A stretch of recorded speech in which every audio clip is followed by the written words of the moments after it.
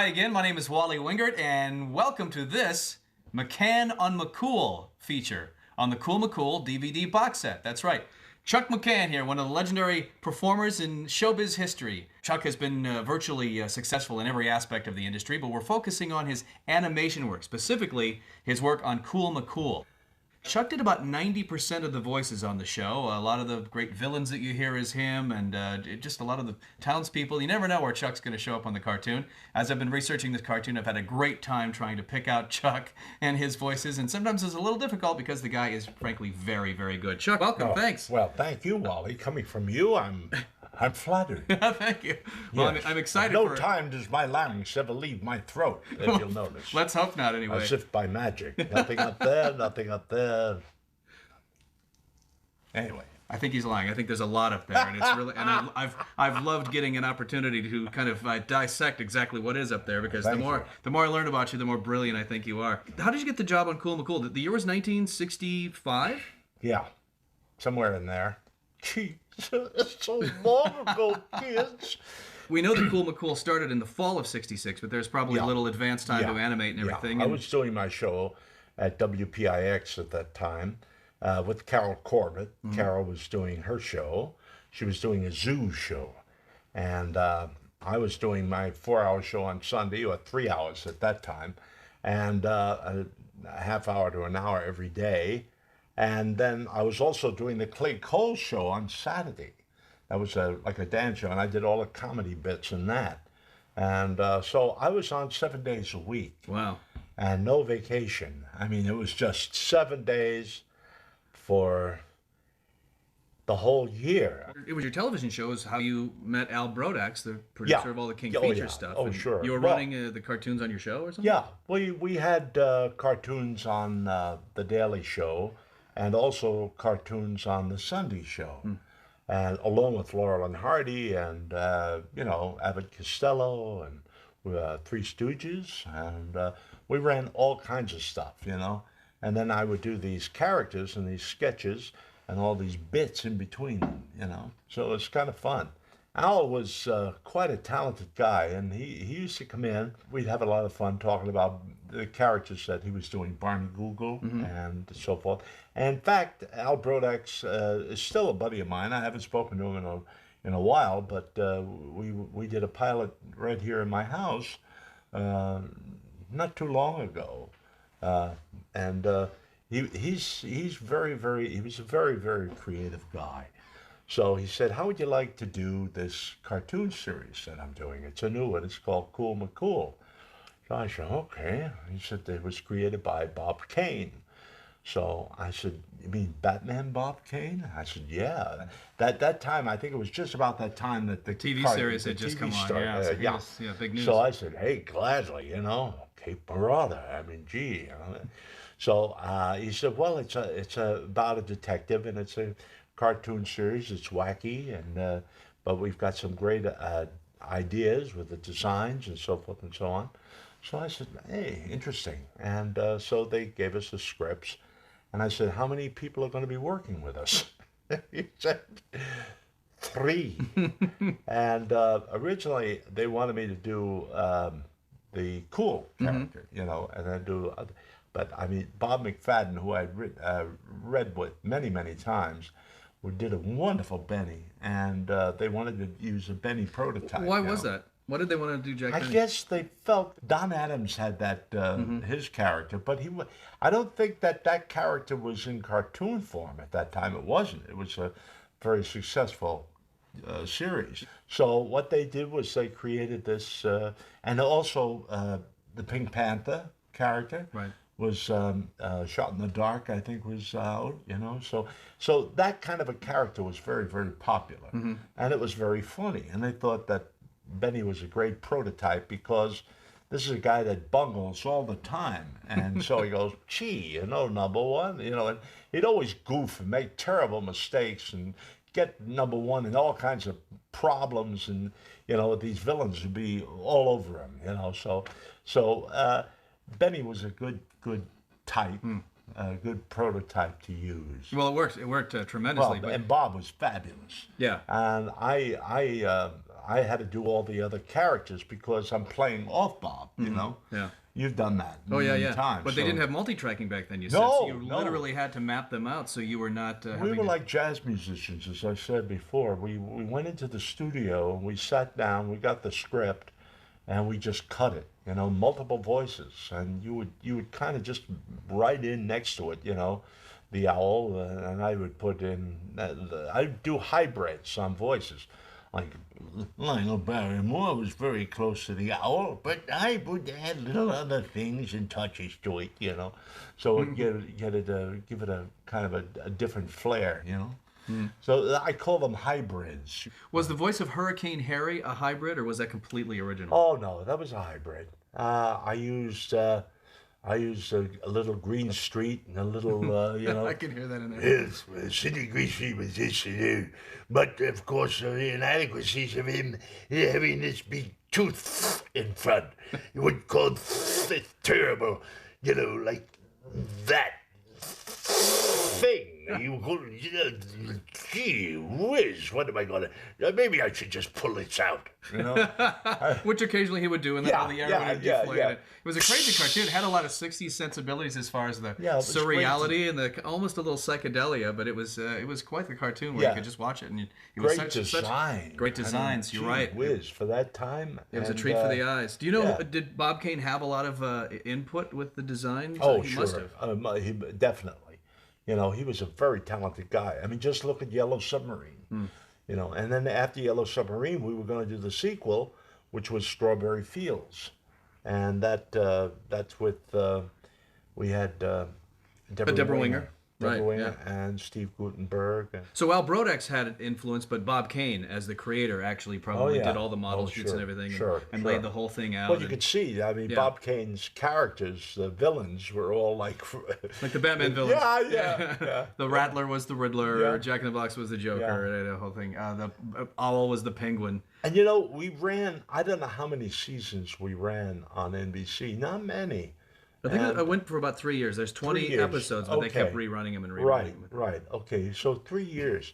But I mean, the longevity of this thing. I mean, when people come up and say, geez, I love Cool McCool, I can't believe, I go, you're kidding. You know, I mean, that was, you know, 40 years ago or something, you know.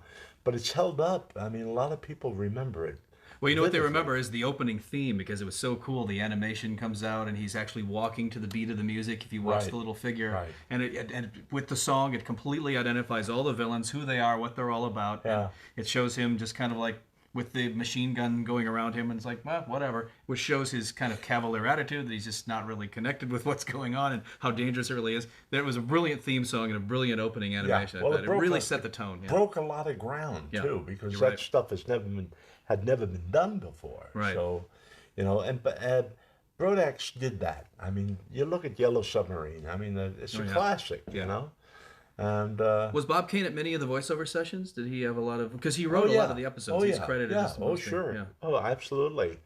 And I mean, it was awesome him being there. You know, just it was fantastic because I grew up. You know. Right. Hey, anybody want to trade? And when you're a kid, you'd have all the kids in the neighborhood who go around trading comics. Right. Exactly. Yeah. Yeah, Bob Kane was a friend. trade? That was, now I want to trade. Give me $150 for it. Yeah. They're so expensive now. A lot of... My mother threw all of that stuff out. You know, Well, that's why they're so valuable. my now, mother is was because- great at that. Where's my original Superman? Oh, I got rid of that. Yeah, it's in the trash. Oh, okay. Ma, I told her one time, Ma, you threw out like about 20 grand, in just one single comic. But then they, what do moms know back Did then? you have Bob sketch you a little Batman head and a signature? He loved to do that for people. Oh, yeah, he did that. I've got it tucked away somewhere nice.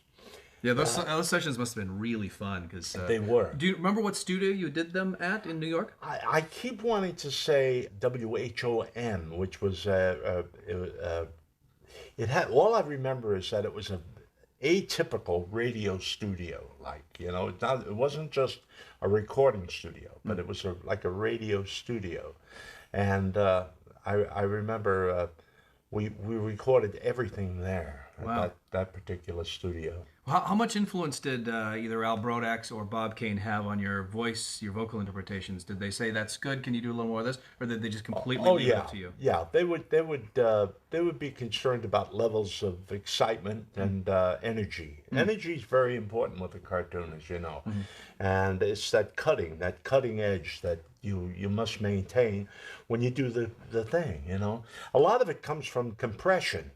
I used to listen to Bugs Bunny, and Mel, and I would hear this, "Hey, hiya, Doc." I'd hear this very cutting edge, and then I'd met Mel, and that cutting edge was really part of his voice. And what happened is that the compression of the 35 millimeter soundtrack made it even more so. There's something about that, and these films were done and then compressed on 35 millimeter film, and that's what they transferred to the. Thank goodness, that's why the quality is so good on Right, these, right. You'd also done the cartoon that was in the middle of the two cool episodes in each episode, which was Harry McCool and the Comedy Cops. Oh yeah. And you did, let's see, I think it was Harry McCool was Bob McFadden. Right. But you did Tom and Dick. Oh yeah. And Why you say? Yeah. Man, trying to play every time I come, man needed subtitles, There are some people you meet in life that need subtitles. I met a guy out here in Hollywood who's a producer of cartoons, and he was from, his parents must have been from someplace in Europe, like Czechoslovakia or something. They look like and so it's just and you say, but I place can I read? And I swear he needed subtitles. I would almost see written underneath him. When I first came to Hollywood, this wonderful watching pictures. Cary Grant. I love motion pictures. Cary Grant was my favorite. You just grab little things. Well, that's what this character was. Well, you're a genius for picking up on that, because you can put that in your head and then someday use it as a character. Yeah. You put it in a file cabinet. I'm a people watcher, and being a voice guy like you observe these sounds and you tuck them away in your memory bank. The future use. Because you're going to use them someday. Yeah. The people in the town that would just have one or two lines in the Cool McCool world, I love trying to pick out to see if that's you and what you're doing with it. And I see, there's one. Well, there's a little Stan Laurel in that one. That's interesting. I love dissecting that and watching these episodes and trying to figure out which is you, which is Bob. And you guys must have had just a blast. Well, I kept doing little hybrid. Like I take a voice like this, and I add a lift like this, and I give it a little Ed Wing type of thing like that, and then you'd have a character that would kind of like that. You're also Riggs, the kind of Q, if you will, in Cool McCool's world, the one that would always make all the great gadgets. Right. And he'd always say something, that's cool. Oh, yeah, cool. But way before Beavis and Butthead, but cool was every other word. And Riggs, the little gadget guy, and then, of course, the Rattler, one of the great villains, which was... I remember that wonderful snake in the Jungle Book. Yeah. The original was Sabu. Right. I want to meet my friends. Sabu, I love Sabu. Thief of Baghdad, my favorite movie. Right. But in Jungle Book, he had this wonderful snake called Carl. And he'd say, "Oh, Carl." Sabu sounded like Pete Laurie, He said, "I want to be a sailor, just like, I want to be a sailor." He had that wonderful quality. He said, "Well, Carl, I love you, Carl. You're so beautiful." "Yes,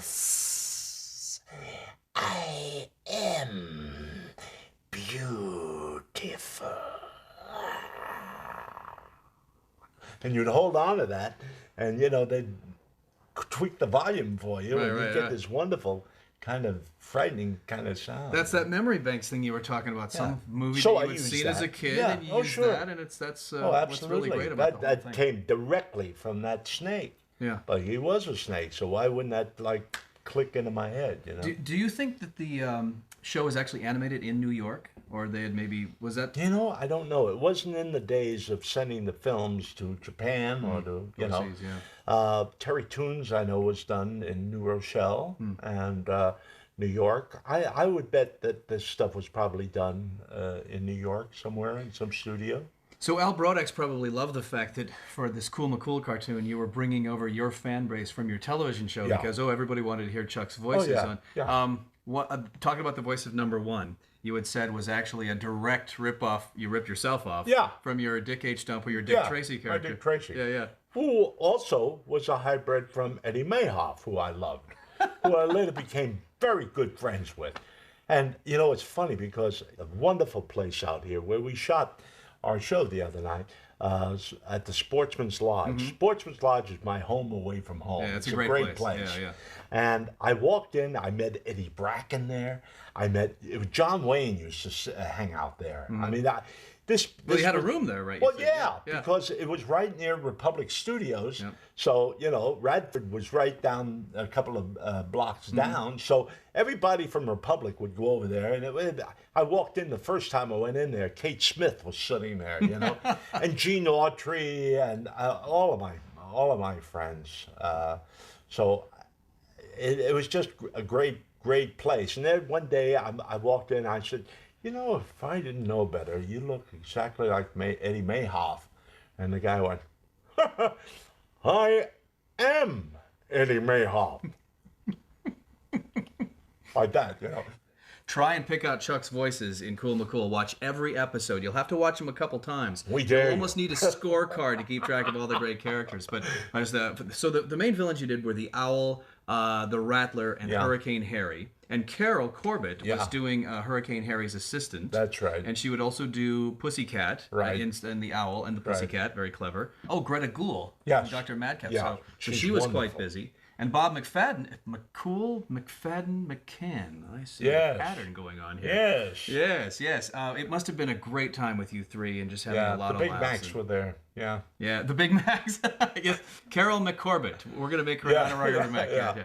So Love Carol. you had a couple of photographs from those sessions, but do you have any like outtakes or any of that other stuff that you? They didn't think to do that back in those Unfortunately, days. No, Yeah. I wish we had. How well did you know Bob McFadden? Because he had done a lot of voiceover work as well. He was the voice of Oh. Milton the Monster in the Oh. cartoon and the Frankenberry commercials. And He worked all the time Yeah. for General Mills. So did I. Yeah. I mean, we did lots of stuff together, and we'd run into each other in auditions.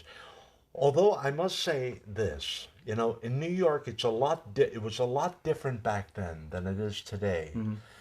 Back then, I had the feeling they really knew what they wanted, and so they would never book us at an audition where we would bump into each other. Well, they tried not to. In other words, they wanted that kind of special time for us.